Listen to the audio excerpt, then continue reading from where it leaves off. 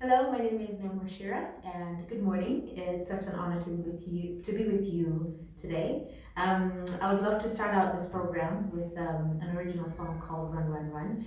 I realize that we've been in the thick of it this whole year, and there's so many difficult things that are happening for a lot of people, and the tendency is to want to give up, throw in the towel, sort of just cocoon and think only about ourselves.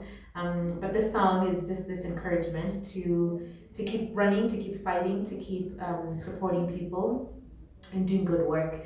And so yes, I hope that this will be an encouragement to you to keep running, to keep striving, to support and help as many people in our communities as in our neighborhoods and all those wonderful places. So this is Run, Run, Run.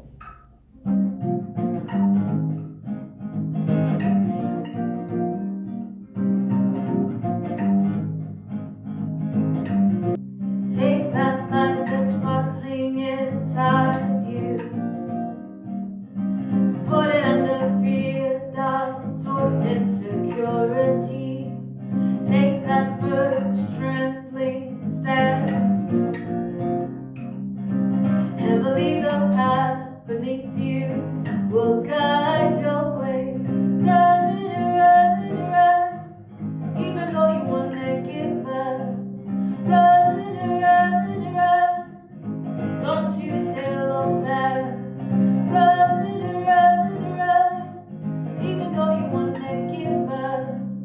Run, run, run, don't you dare look back. Yeah, yeah, yeah, yeah, yeah, yeah, yeah. Days will come when you can see the way. Hopelessness will paralyze your very heart. Despair will threaten to take your dream, and you start to wonder if this was an illusion. Run, run, run, even though you wanna give up. Run, run, run, don't you dare look back. Run, run, run, even though you wanna give up. Run, run, run, don't you dare look back. Yeah, yeah, yeah, yeah, yeah, yeah, yeah, yeah.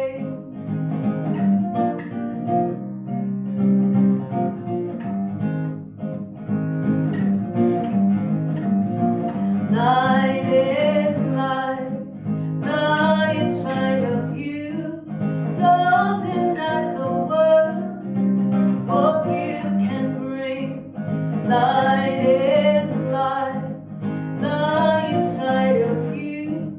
Don't deny the world what you can bring. What you can bring. What you can bring. Run, run, run, run, run, run, run, run, run. Don't you dare give up. Don't you dare give up. Don't you dare give up. Don't you dare give up. Run, run, run, run, run, run, run, run, run.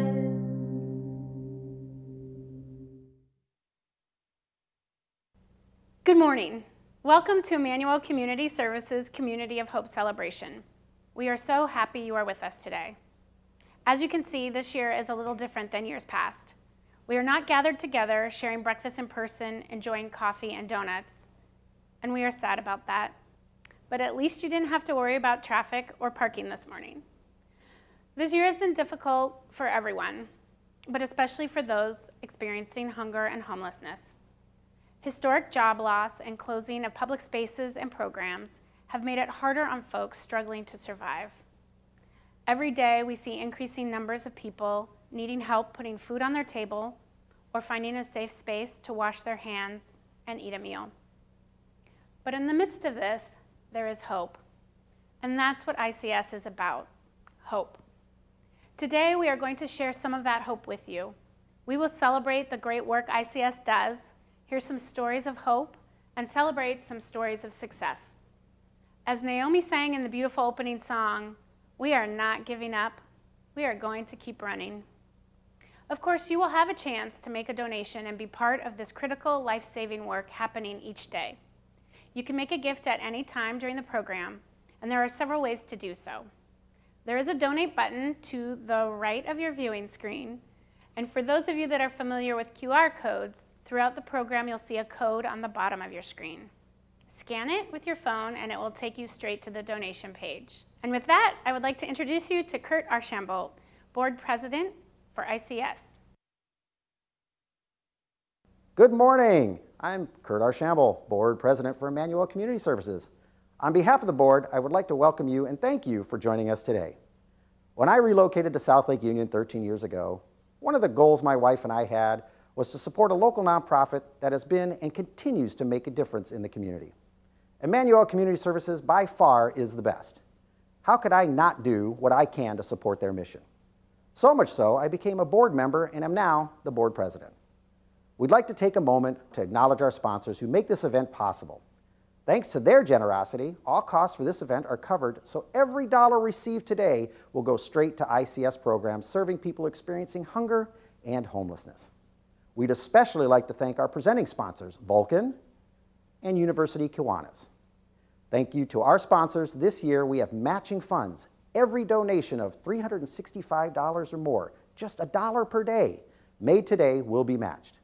I would also like to take a quick moment and thank the board for your guidance, input, and support, which is so fundamental to the mission of the organization.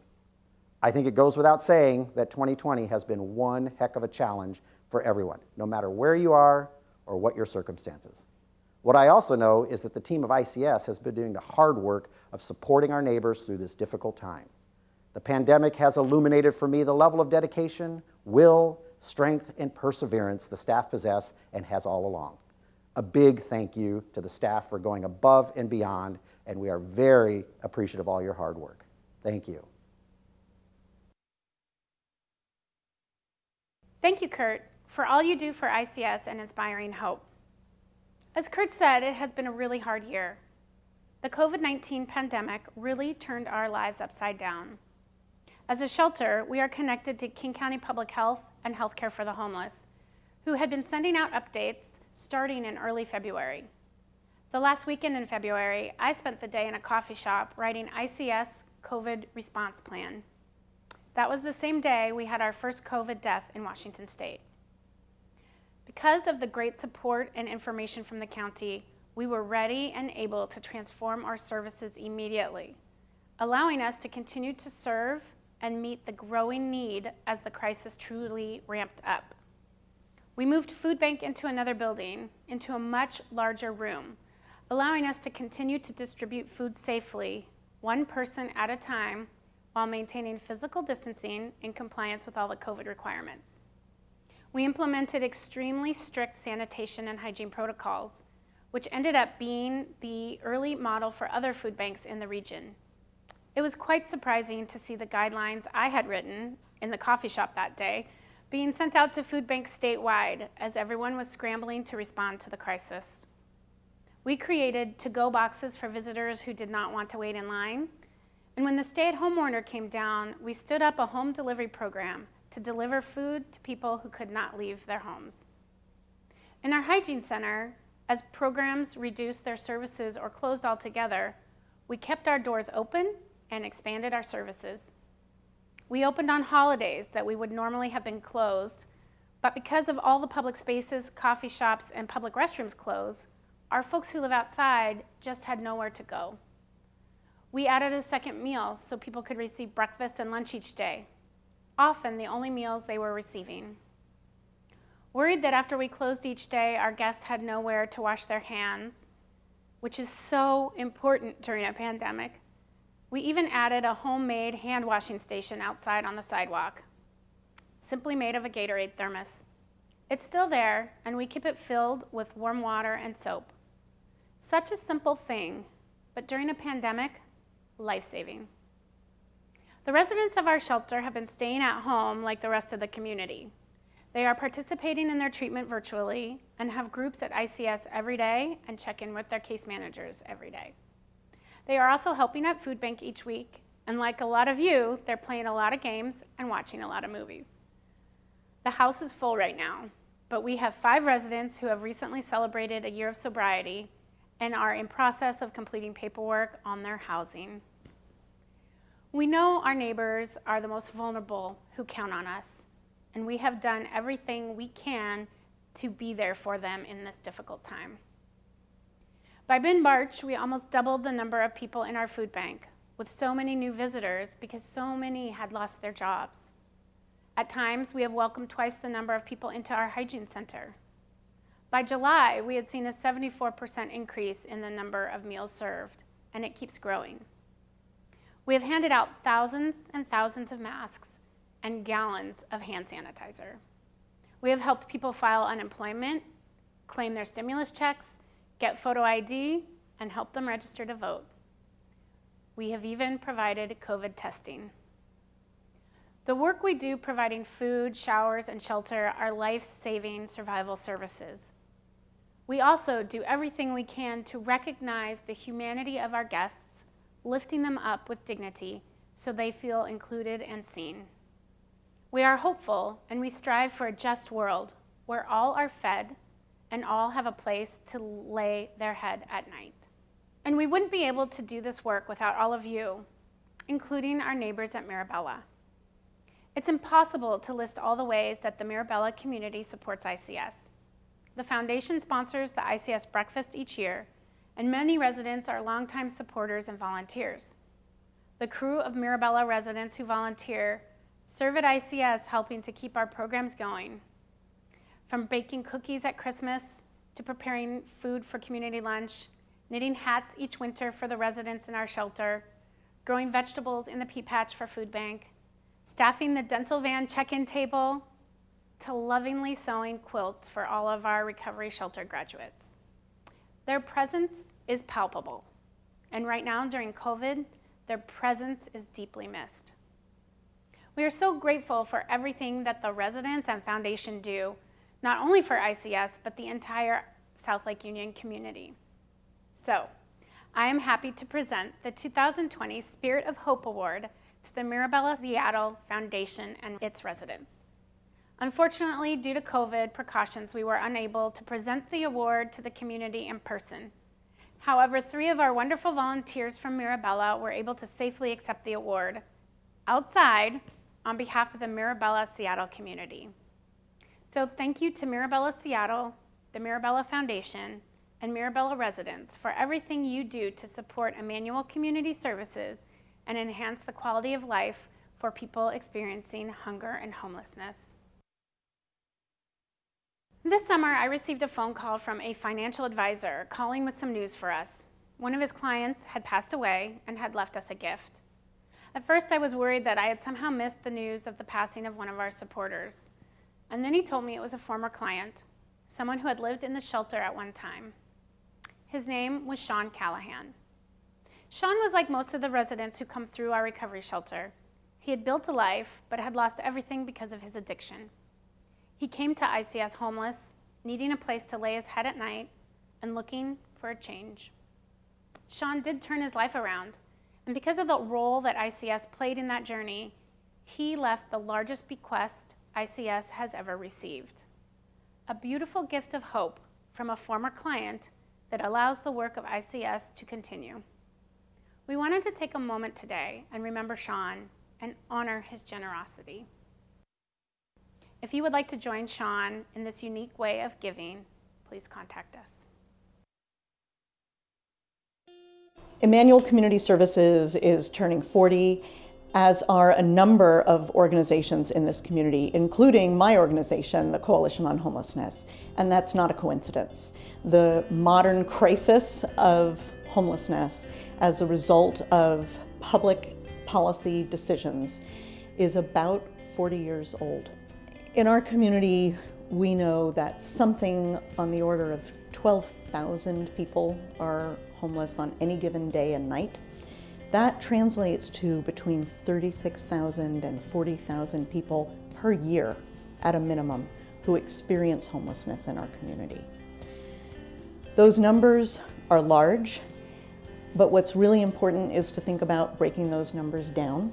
So if you have 50 to 80 folks a day coming in to use the hygiene center, which is of course more than a warm shower, it's also being greeted like a person, having somebody who knows your name. Actually, they were a sanctuary for me because they help with housing. They provide like showers, things you can use to shave, and trimmers to cut your hair, towels, and they do your laundry. So whatever you have in your backpack, you don't have to wear dirty clothes. Get out of the shower and put on dirty clothes. It's not cool. They're pretty much at our disposal. That's what they're there for, and they're great because I'm not homeless anymore. And I've been in my place now 2 years, and so I was out here 7 years. So yeah, they did make a big difference. They average something like 100 people every week at the food bank, and 15 men have a safe, stable, clean place to sleep every single night. Those folks are getting the kind of survival help and gracious hospitality that they need to turn a corner. I remember meeting Shauna. She worked at the hygiene center when I first started coming around, and I would put Donald Duck as my name when you sign in, because I was really ashamed that, instead of going home or going to a friend's house, I came to the hygiene center. So I was still trying to figure out who I was and what I wanted to do and what I was doing with my life. So I was in a real confused place at the time. At some point, I became the guy at Emmanuel that, that lives there. I was now a resident at the church, so I'd go to Matt Talbot in the day and Emmanuel in the evening. I wasn't sure that the program would work for me because it was my 10th attempt at sobriety. And so a lot of times I've had great treatments, great recovery, and I always lost it. And I didn't think that this would be any different. So I was kind of like cynical about the whole thing. But the program was a lot different. It was really, really different. It was just the warmth, the embrace, the love, the non-judgment. They didn't judge me.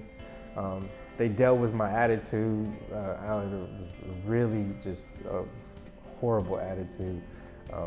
Kind of violent too, and belligerent, and they dealt with all that. My ears opened, my mouth closed. I listened a little more, and as a result, that patience, that love, I've done some amazing things. So providing nutritious food, a warm welcome, the ability to take a shower, use a restroom, a place to sleep. Those are the basics that every human being needs, and ICS provides them in the midst of the greatest wealth and the greatest concentration of wealth that we've ever seen in the history of this planet. Seattle and King County have changed dramatically. Not just in 40 years, they've changed dramatically in the last 5 years. And right where ICS has its home in South Lake Union is probably the most dramatic landscape change that we have seen.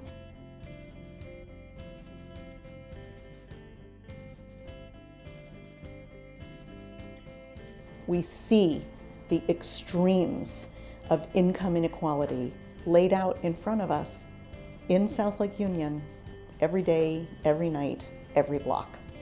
It's impossible to ignore. What I think is extraordinary is that this small program that's focused on what we call survival services is maintaining and thriving in the midst of this very difficult and unequal environment. Shelter is the answer when people don't have a place to lay their heads at night. Housing is the answer to homelessness. ICS is also part of our community's work to make sure that we have the housing we need for people not to be without homes and homeless, but to be at home in our community. And I'm just like humbled by the beginnings for me, you know. Like I remember this place, like this is where we poured the concrete for the foundation of my life. I've remarried, got a wonderful, beautiful wife now. I finished school at University of Washington. Things are really good. I came in to get refuge from the weather. Only, that's the only reason I came, but I ended up staying and I've never left.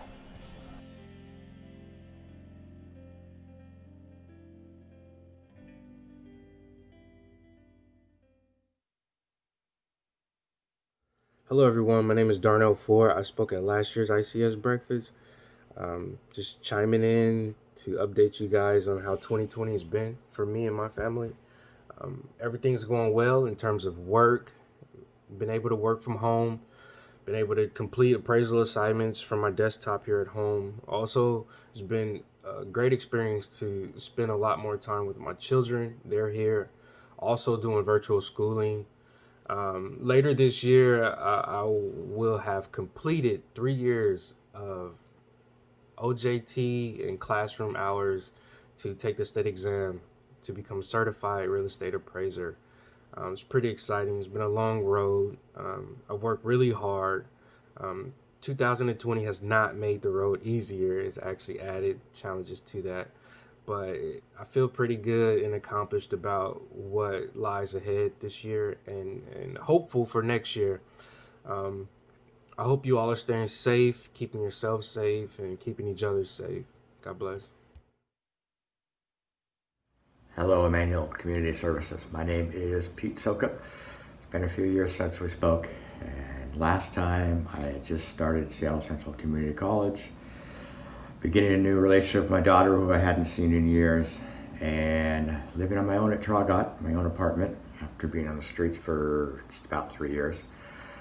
Currently, I've got over 3.5 years clean and sober. I finished up Seattle Central. I went on to North Seattle College, and in June this year, I got both my AA from Seattle Central and my BAS in Application Development at North Seattle College. My relationship with my daughter is fantastic. I don't get to see her as much because of COVID, which is a bummer, but we do a lot of FaceTime, so I'm very happy about that.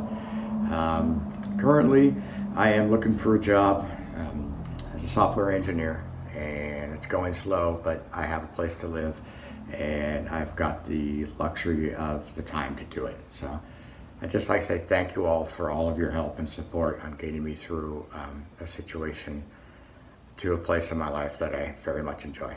Thanks. Hi everyone, this is Reggie. You may remember me from breakfast from a few years ago. I'm still at my place in Ballard area. I'm here. I'm also doing a little volunteering for harm reduction. I just wanted to say a few things in support of ICS. I'm encouraging everyone in my building to register to vote and be proactive. And I just wanted to thank everyone for the support they've given me over the years. Thank you. I'll see you guys. See you, Red. I love you guys. Hi, I'm Susanna Domdere. I am the owner of Lassie and Spice Cafe in South Lake Union. I'm a small business owner, and I'm just here to tell you a bit about my story and my partnership with ICS over the last few months. COVID hit us quite hard, like many small businesses, especially in South Lake Union. We had relied on Amazon's workers as our core customer base, and when Amazon sent all their employees home, we honestly didn't know what would happen, and we ended up closing our doors for several weeks so that we could get a feel for the environment. But upon reopening, we were introduced to ICS through our partnership with the South Lake Union Chamber of Commerce. One thing that had really struck me is as I'd come down to my cafe periodically to water my plants and check in while we were closed, all I would see in the neighborhood were homeless people. And when I took product to donate to food banks when we closed, I saw the lines and heard about the need, and I started thinking, can we do something more when we reopen? We had been the beneficiaries of grants and support from Amazon, so we had been able to get some help, and we wanted to be able to help others. So one of the first things that we did was partner with ICS and to start donating lunches to their clients. And it's been a really enriching program that we've been able to do. What we do is we, once a week, every other week, we're making lunch and delivering it for 35. It gives us a chance to offer our food to others that are in need, and also give back to our community. In addition, any person who walks up to our door may order for free from us, and that's our way of acknowledging that they too deserve to be fed.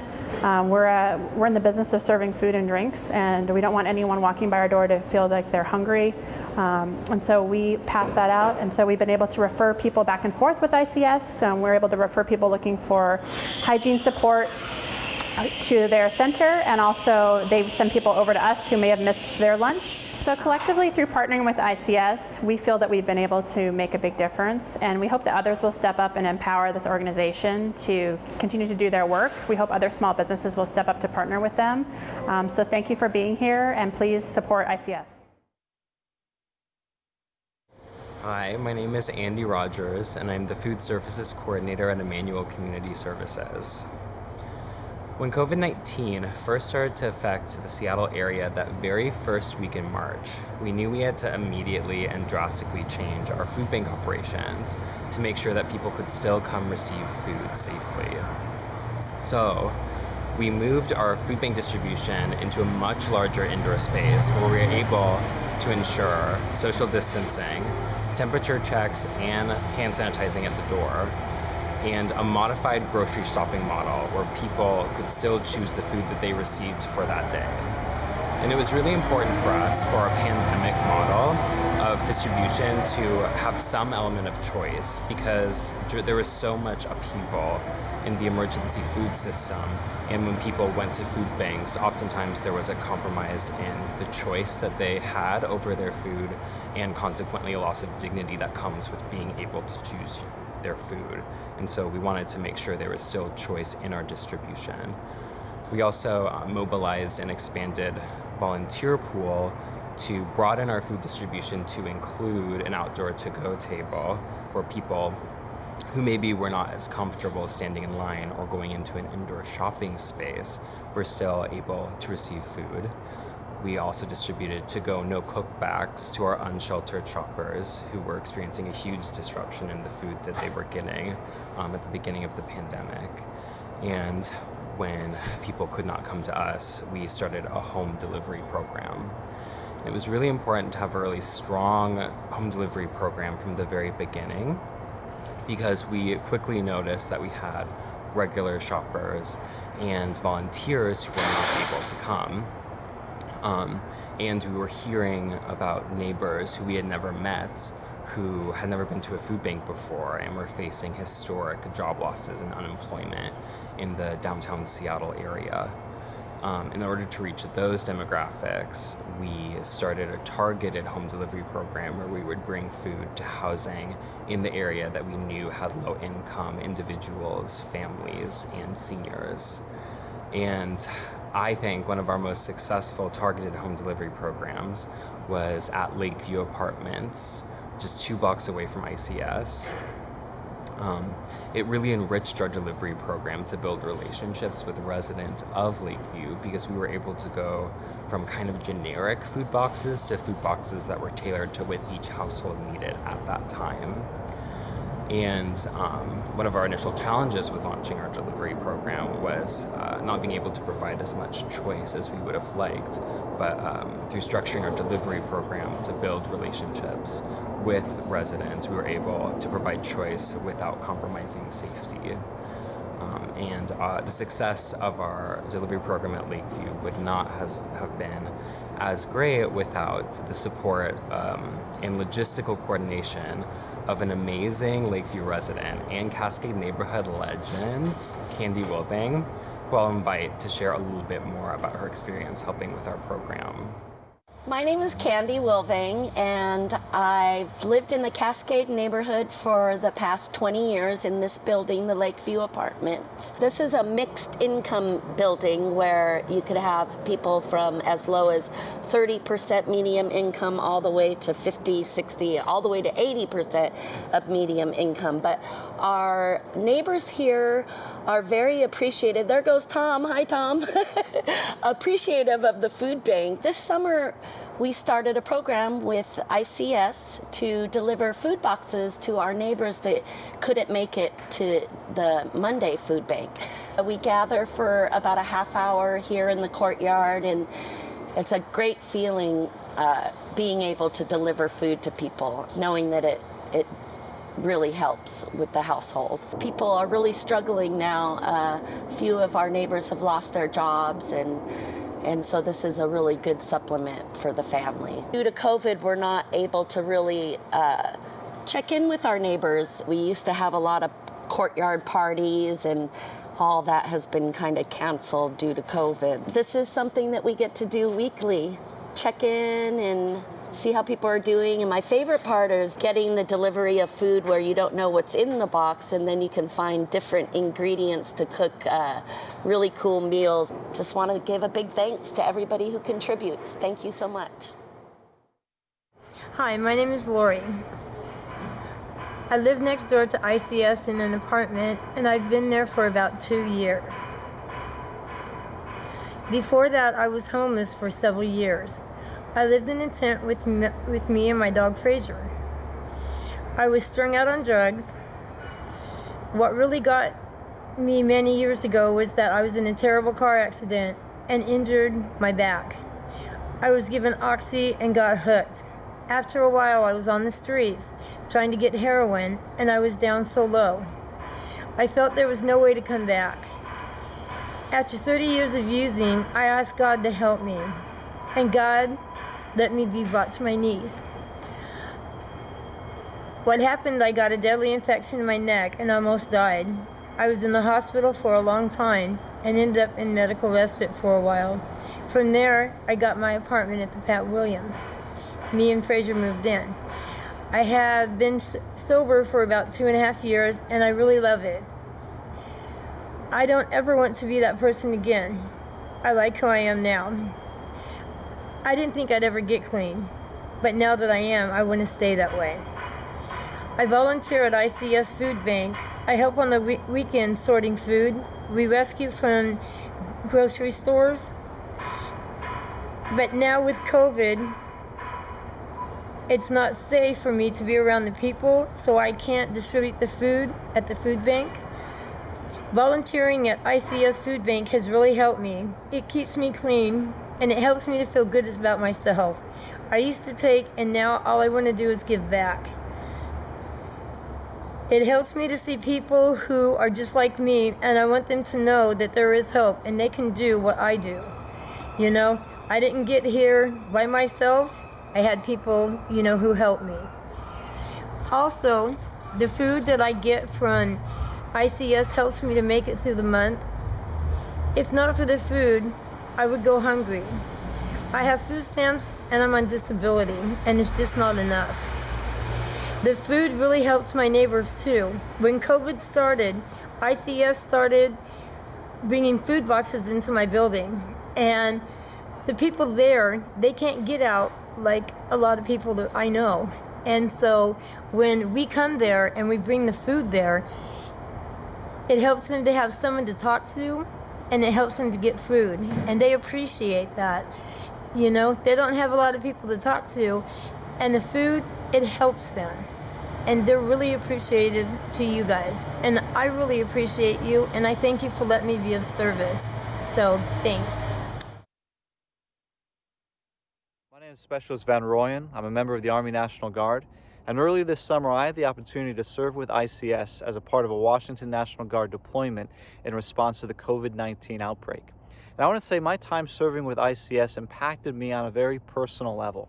I learned so much about the needs of the most vulnerable in our society, and how important it is that they have a place where they can go, where they know that they've been heard and seen, that somebody cares for them, where their life truly matters and has value. And that's exactly what's happening at ICS every day. The people at ICS are doing such a fantastic job in the community, and I was so glad that I had the opportunity to support them. And I want to invite you to consider supporting them as well and joining ICS in the wonderful work that they're doing.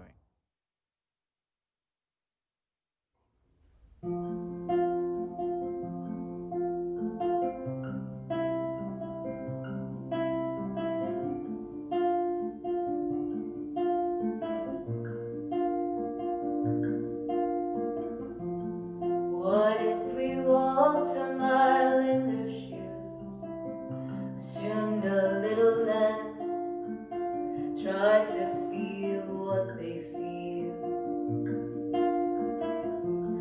What if we opened our hearts a little more, asked ourselves, what if this was me?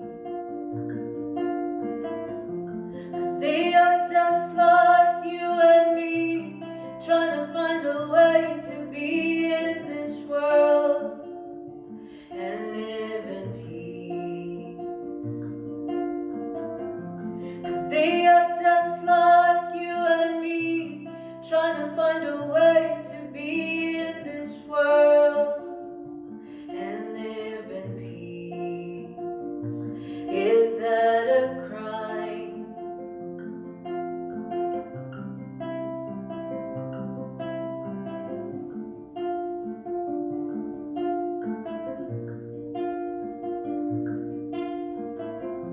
What if the story changed today? It's you on the other side. What would you do?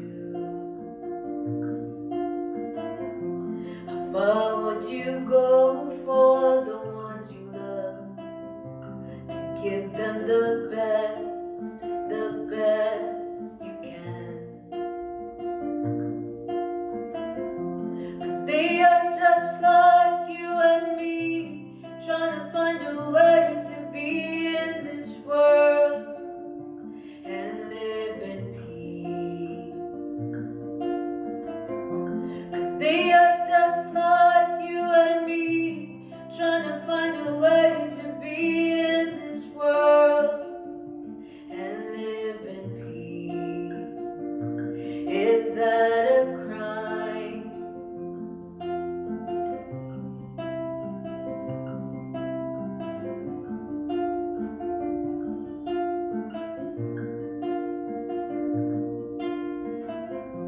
It's time to believe that there's enough to go around for everyone that lives. The table is large for all of us to sit and feast in this beautiful place. 'Cause we are all in the same place, trying to find a way to be in this world and live in peace. 'Cause we are all in the same place, trying to find a way to be in this world and live in peace. And it's not a crime.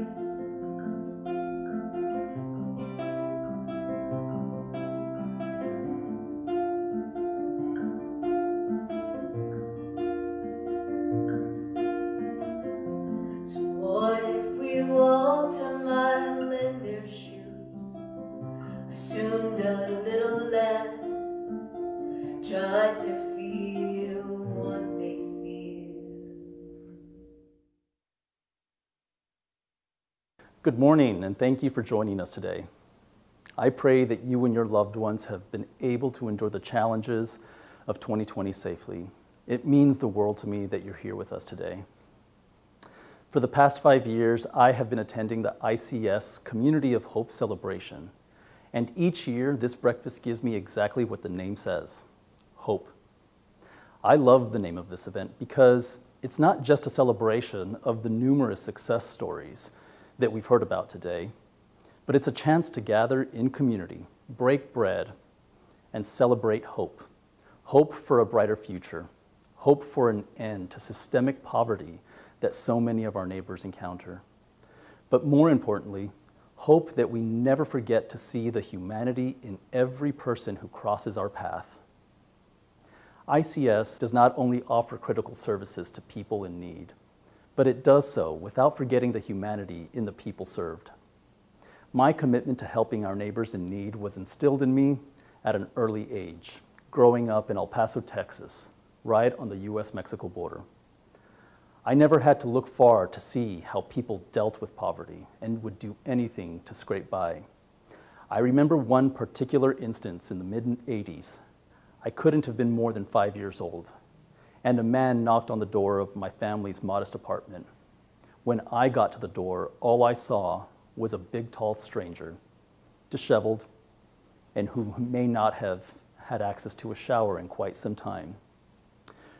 When my parents got to the door, the man explained his circumstances to them in Spanish. There was little my parents could offer at that time by way of work or money, because those were scarce resources in our neighborhood. But my mom told the man to wait, and she went to the kitchen and came back with some hot food for him. I remember that man thanking my mom and appearing so grateful for the opportunity to enjoy a warm meal. As I grew older, I bet he was also thankful that somebody chose not to slam a door in his face. I asked my mom what that was all about and why she had given him food. She told me something to the effect that no matter what, nobody deserves to go hungry. And times may be hard for us, but there is always something that we can do to help. My mom did not solve all of that man's problems that evening, but she treated him with dignity and provided him with nourishment to sustain him in his time of need. She provided him with hope. That lesson stuck with me and serves as a reminder that there is always something we can do to help others in need. That's why I love ICS. ICS offers so much more than a food bank, a recovery shelter, a community meal, or a hygiene center. It offers hospitality and welcomes the person as they are. ICS never slams the door on someone in need. It offers refuge to someone when they feel they cannot find it anywhere else. And in 2020, there weren't many other places where the most vulnerable in our community could turn to go. In 2020, we have seen our region devastated by a pandemic, gripped by calls to action to end systemic institutionalized racism, and consumed with smoke from wildfires, making it difficult to breathe.